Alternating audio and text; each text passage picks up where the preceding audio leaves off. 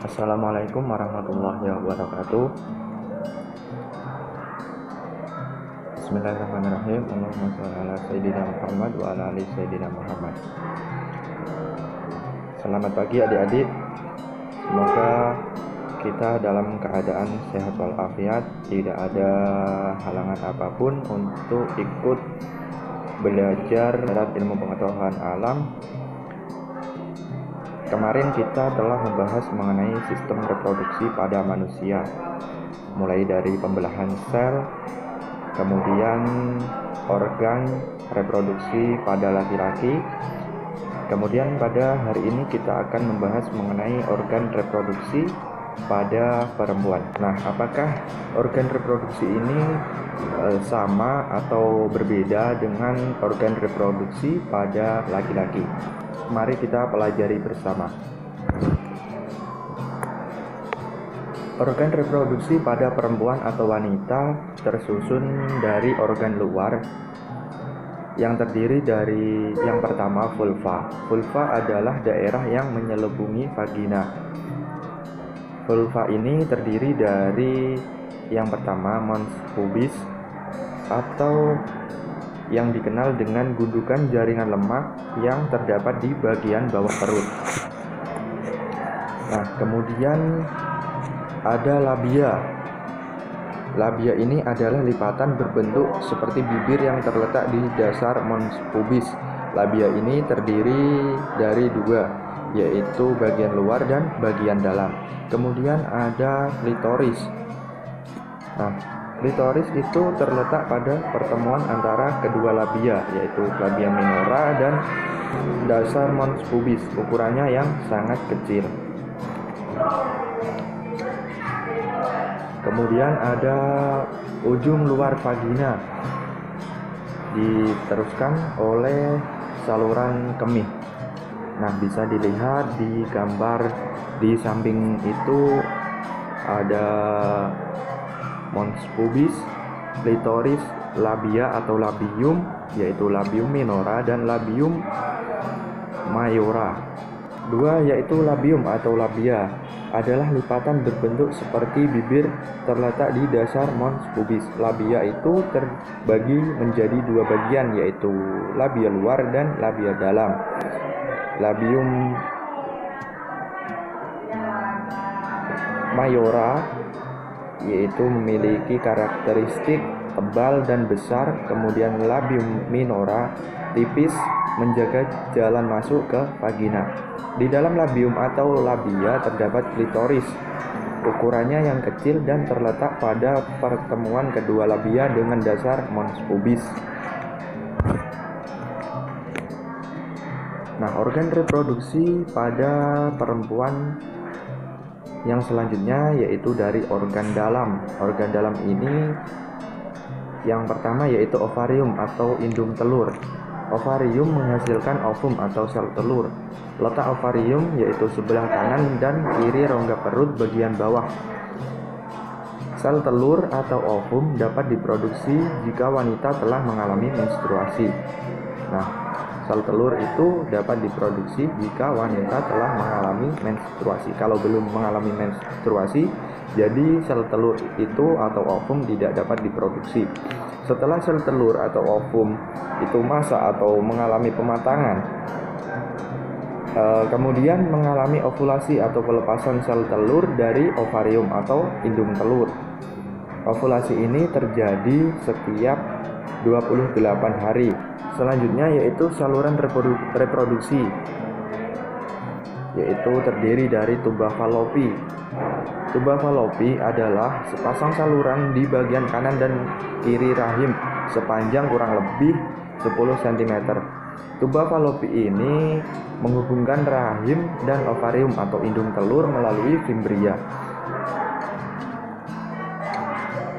Tuba Fallopi yang satu bermuara di rahim, sedangkan yang lain atau bagian yang bebas dan akan terhubung ke rongga abdomen. Bagian saluran reproduksi selanjutnya yaitu uterus atau rahim.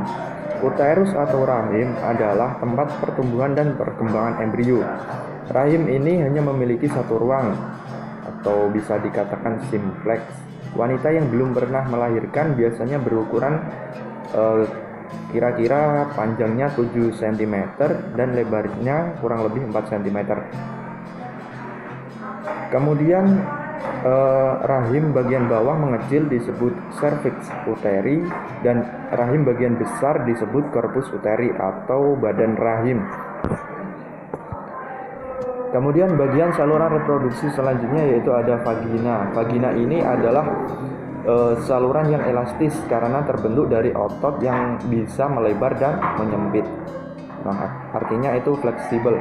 Vagina ini memiliki panjang kurang lebih 8-10 cm sampai ke uterus atau rahim. Pada bagian ujung terbuka, vagina ditutupi oleh selap udara atau yang disebut dengan himen. Bagian saluran reproduksi selanjutnya yaitu ada cervix. Cervix ini memproduksi cairan berlendir. Pada sekitar waktu ovulasi, mukus menjadi banyak yang elastis dan licin. Pada sistem reproduksi yang dialami oleh wanita, itu terjadi proses yang dinamakan dengan proses oogenesis. Oogenesis ini adalah proses pembentukan ovum atau sel telur. Oogenesis terjadi pada indung telur atau ovarium. Tahap oogenesis ada 3, yaitu yang pertama ada tahap penggandaan. Tahap penggandaan ini terjadi dalam ovarium.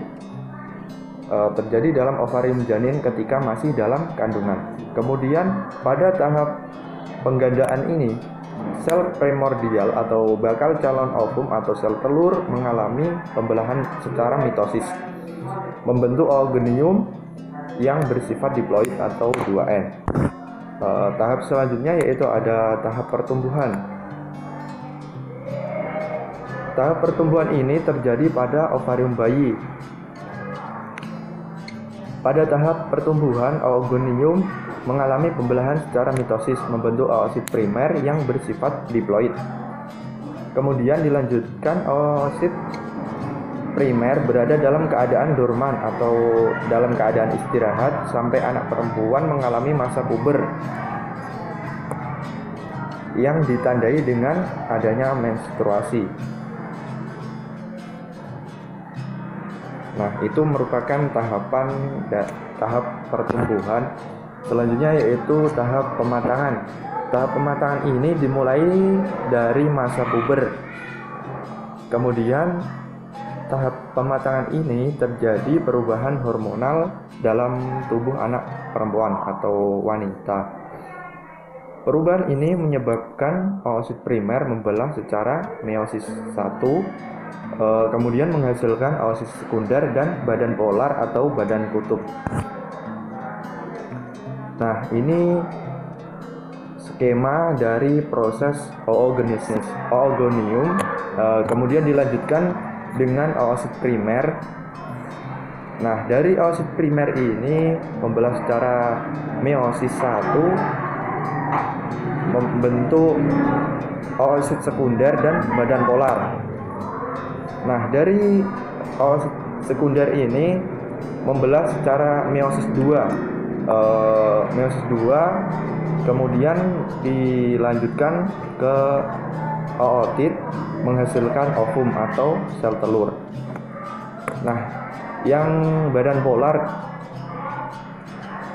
bagian badan polar ini selanjutnya adalah tahap regenerasi.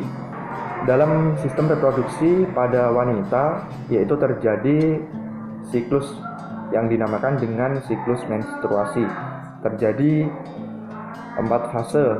Yang pertama yaitu ada fase menstruasi, kemudian fase praovulasi, fase ovulasi, dan fase pasca ovulasi.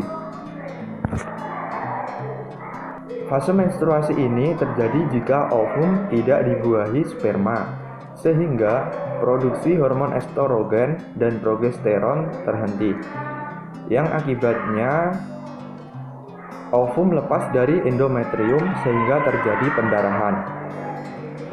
Fase menstruasi ini berlangsung kurang lebih 5 hari. Kemudian Fase selanjutnya yaitu fase praovulasi. Fase ini disebut juga dengan fase proliferasi. Hipotalamus akan memicu hipofise untuk mengeluarkan FSH.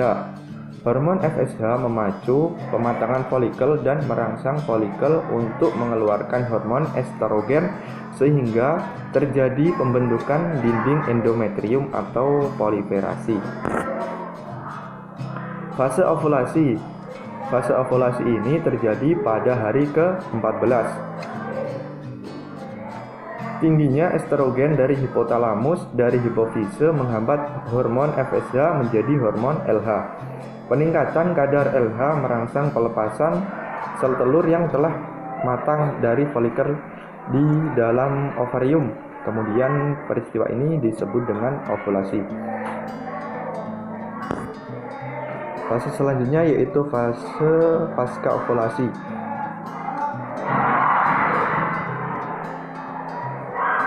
Folikel matang yang telah melepaskan sel telur akan berkerut dan menjadi korpus luteum. Korpus luteum ini mengeluarkan hormon progesteron.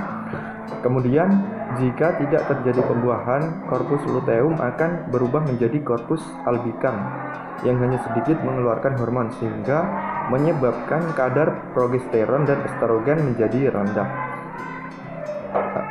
Fase pasca ovulasi ini keadaan menyebabkan terjadinya menstruasi.